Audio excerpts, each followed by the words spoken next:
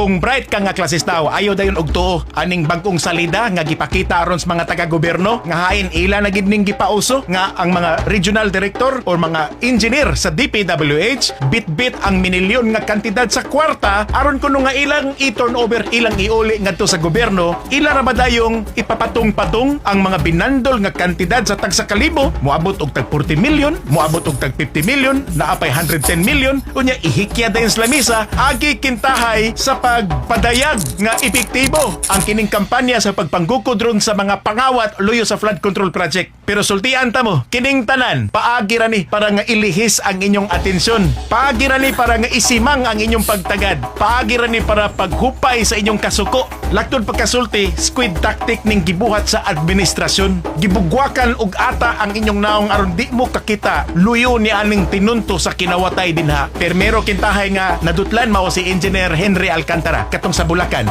110 million pesos ang sayon kayoy nga gihikya, gihatag ngadto sa gobyerno. Kwarta pa imuha nga kung madakdakan lang imong tila to, wa pay siguro mahubag imong ingron. Og agig pag-uli atong iyang kinawat, naghatag tunyag pribilehiyo nga di siya maapil sa kiha. Ikaduha, kini na sa karong nilugwa nga si Engineer Gerard Opulancia sa DPWH, kanhi ni Regional Director sa National Capital Region. Nagbitbit na po siyang 40 milyones ka pesos. Iyan na sang giturnover dos gobyerno para nga mo presentar siyang kagalingon isip state witness. Once man gud nga ma-state witness ka, luwas na ka sa kaso. Pero sultian ta mo, dapat gani kining mga tawhana karon tuwa na ni gating kagulsod sa Bartolina. Nganong kapaso-paso pa man nganong garbo pa man kayo dito nga magpresentar silang kwarta tung intra ba kay makatindog muragig postis biko straight kayo nga mopahiyom at ubang sa mga media mura sila nahug nga sila hero. Sa pagkatinuod lang ba naglibog ko, daghan mata kayo og balaod ang Pilipinas. Gani hapit na malumos ang Pilipino tungod sa kadaghan sa balaod. Dunay balaod para sa mga patay, dunay balaod para sa mga buhi, dunay pa gani balaod para sa mga wa pa na tawo. Tanan na ay balaod.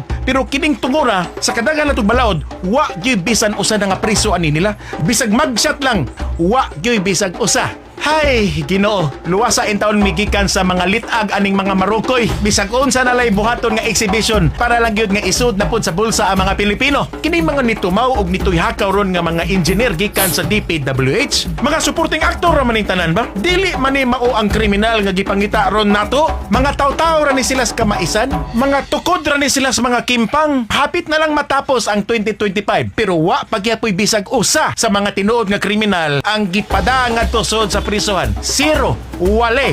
Gani, nakapangutana ko karon. Asa na magkada ito no si Secretary Manuel Bunuan? Mao magito siya kinapungkayan. Siya kinadak-ag ranggo sa DPWH pero mura magipadali-dali itong sibat. Naa niya ang yabe sa kaban sa mga katsila. No? Pero tuwa na. No, ni Turatoy nagsibat. So ako ang opinion, maragid ni ang atong mga pagampo gyud may makapakgangan ning tanan. Kini ilang mga buhat ya tanan sa kuan ilang ipang buhat karon sa mga admin.